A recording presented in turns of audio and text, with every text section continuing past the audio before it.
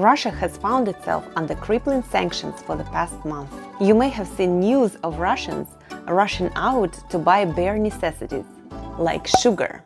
Keep watching and you will learn new words to describe how Russians are surviving this uncomfortable reality. Did you know that Russians are historically preppers? We don't call it that, but it sure is part of the culture. The culture of surviving empty supermarkets of the Soviet era, for example. Magazin is Russian for store. Do not confuse it with magazine, which is journal in Russian. So to get through those times, we stocked up on very basic food items and tried to make whatever we could on our own.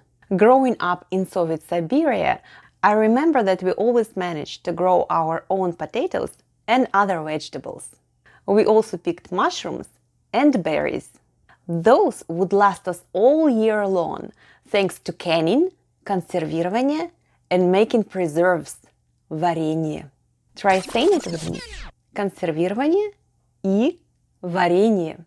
Both call for salt and sugar in large quantities. And now grandmas fight over both of them in the aisles. You also need both of them to make delicious buckwheat. Buckwheat is гречневая каша, or гречка for short. Repeat after me.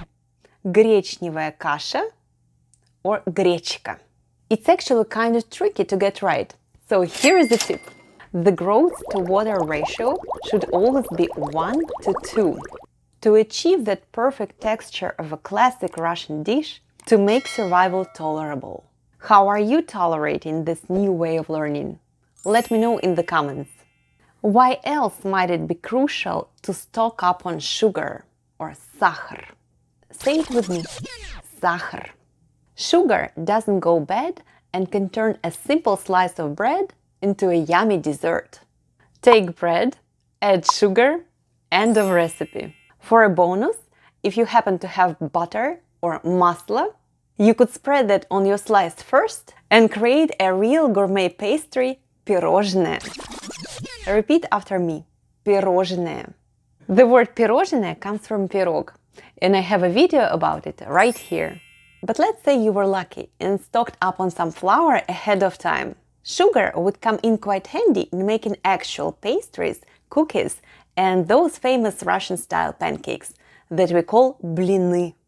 Блины here is used in plural, but when we hear a native speaker say блин, it means they're unhappy with something. They are not requesting that you pass them a pancake. And to wash it all down, you got to have some sugar in your tea, chai, or coffee, which is just coffee. Noticing a pattern? High-calorie, high-carb diet will sure get you through those lean months. And even with the sanctions in place, sugar and buckwheat are still some of the most affordable food items. Affordable groceries is доступные продукты. Try saying it with me. Доступные продукты. The noun product sounds a lot like product, but in Russian it refers specifically to food, so be sure to produce the right word. You are also welcome to try combining these two affordable items, гречка и сахар. Say with me, гречка и сахар.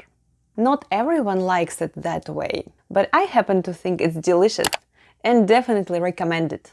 Have you had enough sugar for today? If not, here is your bonus tip. Growing up, I was used to sugar being served in two ways, by the cube and in small crystals, which we call сахарный песок.